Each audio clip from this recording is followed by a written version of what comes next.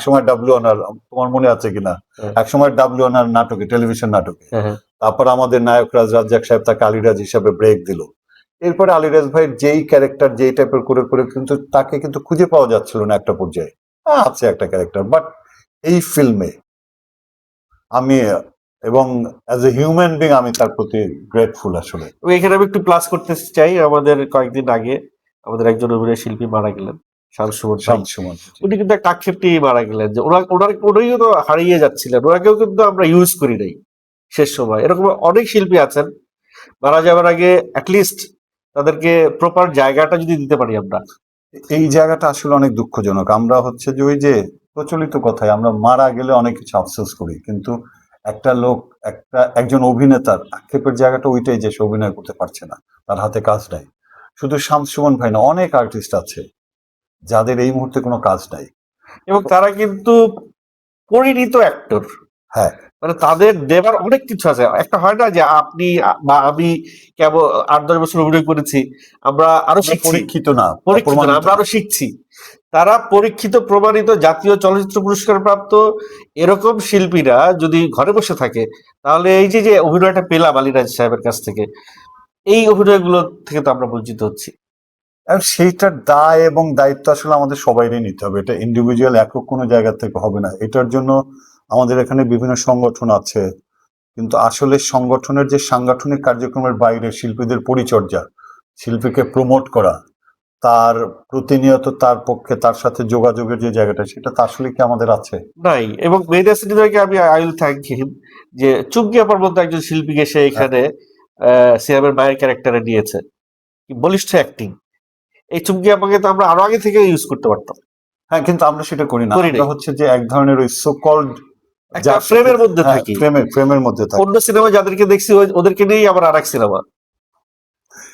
সেইটা আসলে নানাবিধ ভাবেই হয় এখানে।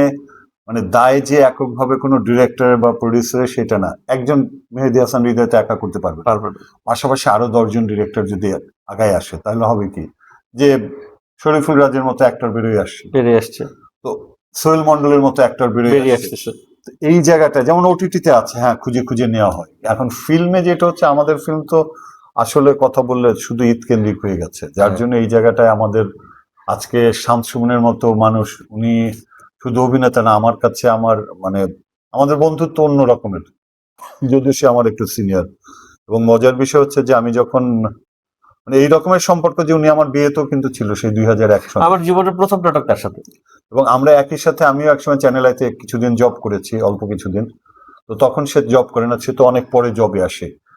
আক্ষেপের জায়গা ওইটা যে একজন অভিনেতা জবে ঢুকে কখন, সেই জায়গাটাকে আমরা মেজারমেন্ট করি, বা আমাদের অ্যাসোসিয়েশন যারা আছে তারা কি সেই জায়গাটায় তাদের একটু ভাবনার জায়গা হওয়া উচিত না?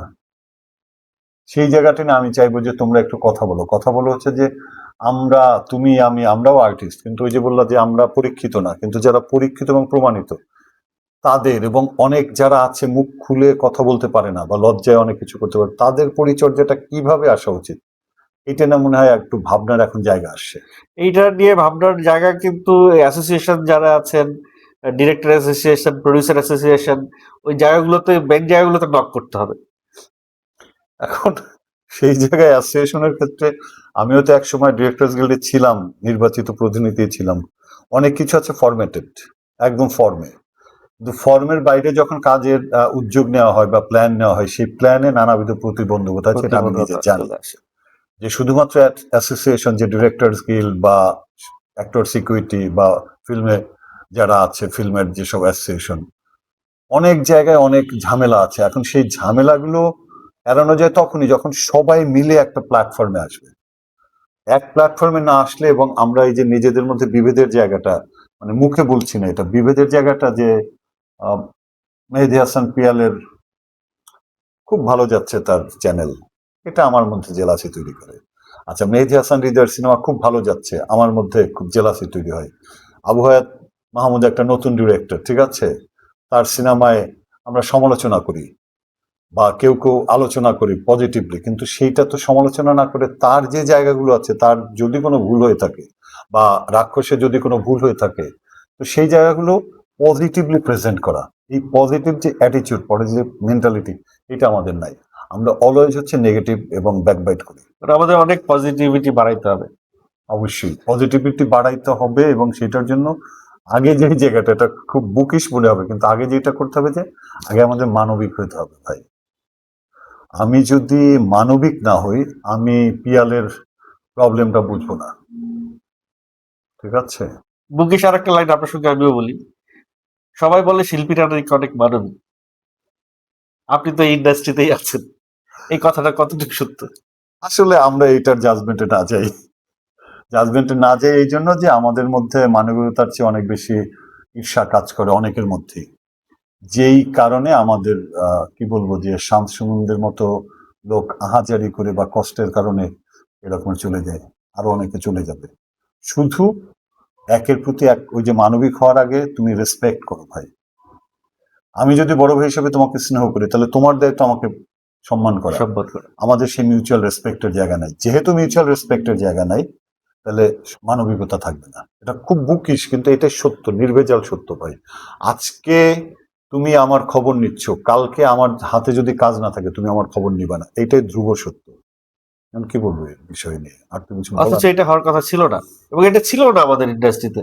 আর 10-15 বছরের পিছনে যদি যাই, এটা কখনোই ছিল না। খুব সবার সঙ্গে সবার খুব একটা আন্তরিকতা ছিল। কিন্তু এই জেনারেশনের মধ্যে ঢোকার পরে এই জিনিসটা কি তৈরি হয়েছে, নাকি কোনো একটা এইটা আসলে সময়ের সময়ের প্রেক্ষাপটে তৈরি প্রেক্ষাপট হচ্ছে। তৈরি কারণ হয়েছে। এখন অনেক মানুষ অনেক বেশি আত্মকেন্দ্রিক, এবং এই আত্মকেন্দ্রিকতার ফলে হচ্ছে কি যে কারো সাফল্য কেউ নিতে পারে না, কেউ দিতে পারে না। মানে হজম করতে পারে না। সবাই চায় যে আচ্ছা ও খারাপ থাকুক, আমি শুধু ভালো থাকি।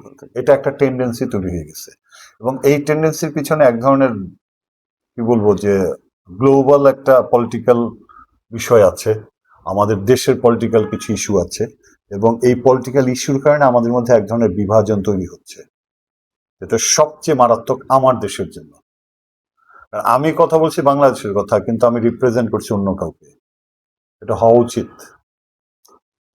তো সেটা হচ্ছে। তো সেই ক্ষেত্রে আমার অনুরোধ থাকবে, দর্শকদের প্রতি অনুরোধ থাকবে যে আমি বা তুমি বা আমাদের যারা শিল্পীরা আছে, শিল্পীদের জন্য মিনিমাম সম্মানটুকু রাখেন, তাদের প্রতি মানবিক হন, তাদের খারাপে আপনারা মানে উন্মাদ হয়ে যান না, মানে তাদের খারাপ দেখে আপনারা হাসেন না, কারণ তাদের কষ্টের জায়গাটা আপনারা একটু ফিল করেন। তারা যেমন আপনাদেরকে বিনোদিত করে, তাদের কষ্টে আপনি একটু অনুভব করেন, ফিল করেন, তাহলে দর্শক এবং শিল্পীর মাঝে যদি কানেকশন ধরে, সেটাও একটা অনেক বড় প্রাপ্তি। হ্যাঁ, আমরা আবার একটু রাক্ষসী করে আসি। আপনি একজন বলিউড ভিলেনের সঙ্গে আপনার একটা সিকোয়েন্স আপনি শেয়ার করেছেন, শাতাব ফিগার। একজন বলিউডের অ্যাক্টর হিসেবে তাকে, তার কাছ থেকে আপনি কি পেয়েছেন, বা আপনার কাছ থেকে আপনি তাকে কি দিয়েছেন, এক্সপিরিয়েন্স শেয়ার? আমি তাকে কি দিয়েছি সেটা জানি না, কিন্তু